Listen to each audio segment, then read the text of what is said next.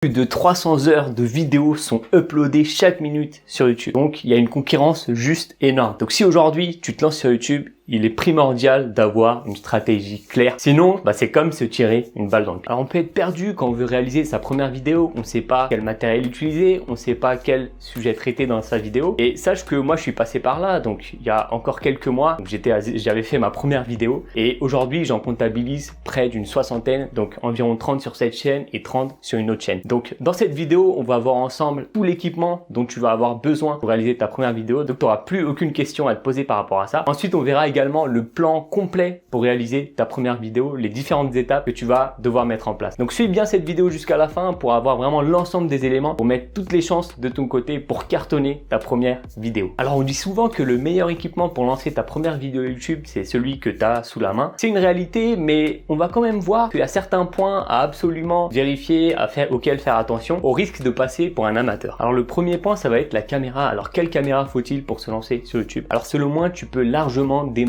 avec ton smartphone. Surtout que les derniers smartphones aujourd'hui filment très bien. Il y en a qui filment en Full HD, en 4K également. Donc vraiment, la caméra, t'as pas d'excuse, tu peux largement te lancer avec ton smartphone. Le deuxième élément par contre qui est un peu plus important, là ça va être la stabilisation de l'image. Alors tu peux très bien tourner ta vidéo en tenant ton téléphone dans la main, mais le souci c'est que là tu auras un effet tremblote. Donc imaginons que là mon téléphone, que tu vois comme ça, il bouge dans tous les sens. Tu vois, ça donne un peu envie de gerber et les gens vont peut-être vouloir se barrer de ta vidéo. Donc pour éviter ce côté un peu tremblote, il faut absolument qu'on pose notre smartphone sur une surface stable, d'accord? Donc le plus simple en fait c'est de le poser sur un trépied. Un trépied en plus tu vas pouvoir régler la hauteur, le placer à différents endroits de ta pièce, ok? Et surtout ça coûte pas grand chose, hein. Moi le mien, le trépied c'est un Amazon, je l'ai payé une vingtaine d'euros. Après bon, si t'as pas envie d'investir dans un trépied, même pour commencer, tu vois, si t'as envie de te lancer de loin, tu peux très bien utiliser, je sais pas, une pile de bouquins ou n'importe quoi qui va pouvoir suffire à mettre ton téléphone en hauteur et pouvoir le mettre de façon stable. Ensuite, le prochain élément auquel tu dois accorder de l'attention, ça va être la lumière. Alors la lumière, si tu veux vraiment la solution la moins chère, c'est juste à te mettre en face d'une fenêtre, hein. La lumière va venir naturellement sur ton visage et donc tu vas pouvoir tourner ta vidéo avec de bonnes conditions d'éclairage. Par contre, moi le souci que j'aime pas en fait avec la lumière naturelle, c'est que ça éclaire très bien, ça c'est top pour ça, mais le problème c'est que tu es trop dépendant de la météo, tu es entièrement dépendant en fait de ça. Donc imaginons qu'un jour tu vas y tourner, il pleut dehors, toi tu vas avoir une excuse, tu vas dire ouais mais il y a pas assez de lumière, je peux pas tourner ma vidéo, tu vois. Donc pour vraiment éviter en fait ces excuses-là, pour limiter au maximum les frictions au démarrage, moi je préfère en fait utiliser de la lumière artificielle, surtout que je peux choisir l'angle par lequel j'éclaire, tu vois, avec la lumière. Je peux aussi choisir le moment de la journée où je vais tourner ma vidéo et vraiment la lumière ça fait la différence, ça donne une image au rendu qui fait beaucoup moins amateur, tu vois. Par exemple, moi ce que j'utilise c'est deux softbox pour m'éclairer le visage. Derrière j'utilise en arrière-plan aussi une lumière à LED aussi. Franchement le tout ça m'a coûté moins de 100 euros, tu vois, donc c'est pas un énorme budget et la lumière ça fait quand même vraiment la différence, hein. Si tu veux, là je vais te montrer en éteignant en fait les deux softbox, tu verras que ça fait une différence nette. Donc là on est sans lumière, tu vois que c'est pas extraordinaire. Donc vraiment la lumière ça fait la différence. Donc là je vais rallumer maintenant la lumière. Donc une fois qu'on est ok au niveau lumière, la prochaine étape ça va être d'investir dans du son. Alors comme je disais, la caméra elle filme très bien. Par contre si tu te contentes en fait de capturer le son via le micro de ton téléphone, ça va donner un son médiocre, tu vois. Et en fait, en fonction de la condition, si par exemple tu tournes dehors ou il y a un peu de bruit chez toi ou quoi que ce soit, ça va être problématique, tu vois. Et donc pour ça, c'est vraiment primordial que tu investisses dans un micro. Parce que le son, c'est vraiment la première chose. Quand il est de mauvaise qualité, ça peut littéralement faire fuir les gens. Des gens qui peuvent partir au bout de 20 secondes si tu as vraiment un son pourri. Donc c'est pour ça que c'est important d'investir un minimum dans un micro. Et le moins cher que tu puisses avoir, c'est un micro-cravate. Moi, personnellement, j'avais commencé avec ça. Donc j'ai acheté un micro-cravate Boya M1, il me semble. Il coûtait une vingtaine d'euros. Et maintenant, je suis passé à une gamme supérieure. Donc celui que tu peux voir ici.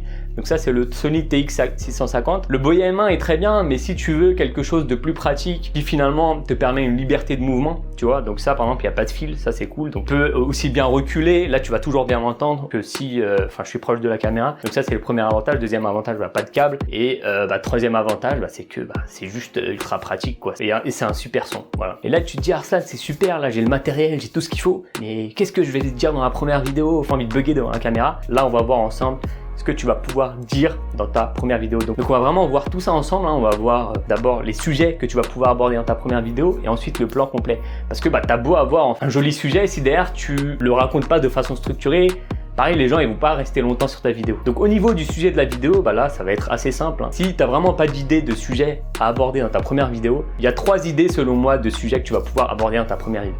Le premier sujet, le sujet le plus simple, bah, ça va tout simplement être de présenter ta chaîne. Et les gens en fait adorent ça, les gens aiment bien parce que bah ça a un côté personnel et aussi il y a d'autres gens qui sont passés par là ou qui veulent passer par cette étape-là. Donc le fait de présenter ta chaîne, je trouve que c'est vraiment un super démarrage, d'accord? Donc présenter ta chaîne, dire voilà, tu t'appelles comment, ta chaîne, elle s'adresse à qui, enfin ton rythme de publication de vidéos, pourquoi tu te lances, etc. Expliquer un peu ton histoire, ta motivation derrière tout ça. Et ça, c'est des éléments qui peuvent vraiment te faire démarrer fort. Surtout si les gens apprécient ton personnage, les choses dont tu vas parler. La deuxième idée maintenant pour ta première vidéo, ça va tout simplement être d'aller chez la concurrence, de regarder un peu ce qu'ils font, de prendre un sujet au hasard que tu vas pouvoir traiter toi à ta sauce dans ta vidéo. Et enfin, la dernière idée de vidéo, ça va tout simplement être de t'inspirer par rapport à ton expérience actuelle, d'accord? Donc, imaginons que en ce moment, tu sois en train de lire un livre sur ta thématique, tu vas pouvoir parler, peut-être faire un résumé de ce livre, ou alors parler d'un des passages de ce livre qui t'a semblé intéressant et que tu vas pouvoir partager à ton audience. Ok, maintenant c'est cool, on a notre sujet, comment on va le dérouler face à la caméra? Ça, c'est très important d'avoir une structure, d'accord? Donc, comme je le disais,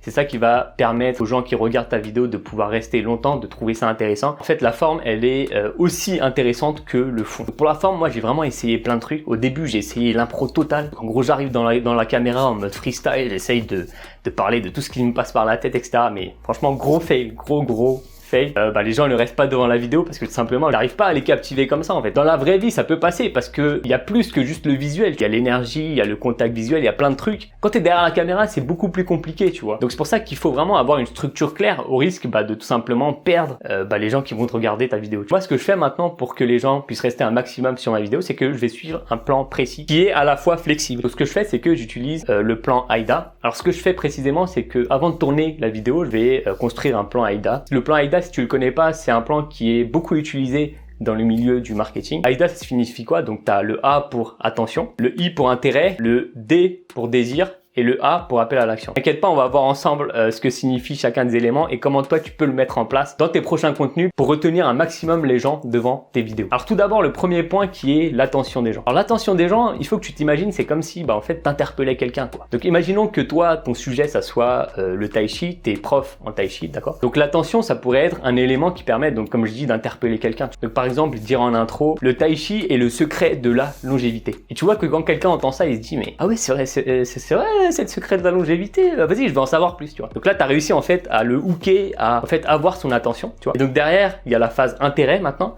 La phase intérêt, c'est la phase où tu vas le teaser un petit peu plus, tu vois, lui expliquer un peu, en fait, ça va être utile pour lui qui regarde la vidéo, les différents bénéfices qu'il va en tirer.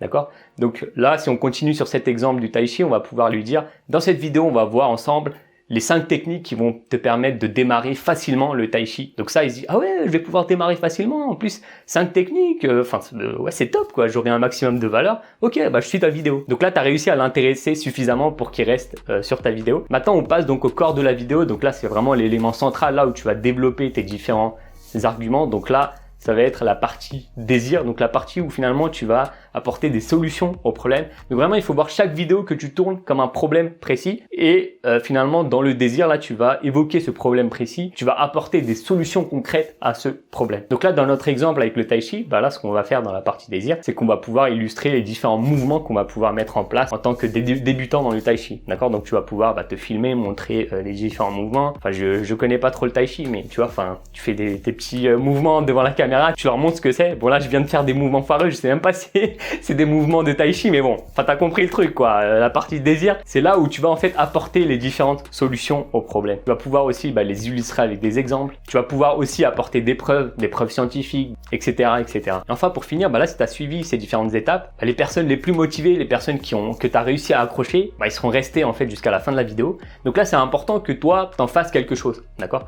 En tout cas, il faut que chacune de tes vidéos ait un but précis, parce que sinon, c'est comme travailler dans le vent. Quel est le but de ta vidéo in fine, tu vois? Est-ce que c'est avoir plus d'abonnés à ce moment précis? Bon, plus d'abonnés, c'est un but général, c'est vrai, mais donc si toi aujourd'hui dans ton business, tu as envie de le faire grossir, donc là par exemple on parlait du prof de tai chi, lui il aura tout intérêt en fait par exemple à récupérer les mails des gens qui le regardent de ses abonnés pour pouvoir derrière lui proposer des formations, du coaching, tu vois, par rapport à cette thématique-là. Donc ce qu'on va pouvoir faire dans l'appel à l'action, c'est proposer aux gens de rejoindre la liste email. Donc pour ça, tu as plusieurs solutions. Soit tu vas tout simplement leur dire que tu as une newsletter, donc une newsletter où tu partages un maximum de valeur, où tu vas leur donner différentes techniques au jour le jour pour pouvoir les aider à s'améliorer dans le Tai Chi. Sinon, tu vas pouvoir aussi leur offrir un cadeau gratuit. Donc par exemple, 1 heure de formation sur le Tai Chi. Donc ça, c'est 2 exemples que tu vas pouvoir mettre en place. Alors en vrai, les 2 solutions marchent. C'est juste que la deuxième solution, tu auras plus de touristes entre guillemets, tu auras plus de gens qui seront là juste pour récupérer ta formation gratuite et qui peut-être derrière n'ouvriront pas les différents mails que tu vas avoir, les différents mails où tu vas leur proposer des offres, etc., des offres commerciales, tu vois. Donc c'est pour ça que moi je préfère la première solution. On a notre plan, ça y est, maintenant c'est le moment fatidique, le moment de tourner notre première vidéo. Donc le premier élément pour tourner sa première vidéo, je trouve, c'est le fait de booster sa confiance, d'accord? Et pour booster sa confiance en soi, je trouve que le meilleur moyen d'abord, c'est de bien s'habiller, de se mettre vraiment en mode au max, d'accord? Comme si t'allais au travail. Pourquoi quand tu vas au travail, tu te mettrais au max pour le patron, mais quand tu es chez toi, c'est pour ton business, pour pouvoir développer ta chaîne, pour pouvoir peut-être vivre de ça potentiellement. Là, tu te mettrais en mode dégueulasse, un vieux t-shirt et un caleçon en bas et c'est parti. Non, là, on va se mettre au max. On kiffe notre chaîne, on a envie de faire un vrai truc. Donc là, tu te mets en mode soigné, quoi, tu vois. Et je trouve que ça aide beaucoup pour se sentir confiant devant la caméra. Si cette astuce t'a été utile, je t'invite à liker la vidéo. Et donc voilà, donc une fois qu'on est en mode, on est prêt à tourner notre vidéo, la prochaine étape maintenant, ça va être simplement d'appuyer le bouton record. Et là, ça y est, tu peux commencer à dérouler le plan AIDA. Et si pendant que tu parles, tu bugs ou tu fais des erreurs, ce que je te conseille, c'est juste de laisser un blanc. Voilà, donc comme ça, un petit blanc. Et ce qui va être bien avec ça, c'est qu'ensuite, quand tu vas passer au montage juste après, tu vas pouvoir facilement en fait couper ce blanc là, tu vois. Ok, donc maintenant qu'on a notre vidéo, on est content de ce qu'on a fait, on va pouvoir maintenant passer à la partie montage. La partie montage, c'est une partie que personnellement j'apprécie. J'apprécie le montage, j'aime bien. Mais par contre, c'est vrai que c'est chronophage, ça peut vite prendre du temps, on s'en rend pas compte en plus, tu vois. Donc parfois, il m'arrive de m'asseoir pour le montage, il est 9h. Et à 13h, j'ai toujours pas fini, tu vois. Et je trouve que pour sa première vidéo, ça peut peut-être en dégoûter certains, tu vois, à avoir en fait la masse de travail, surtout au montage.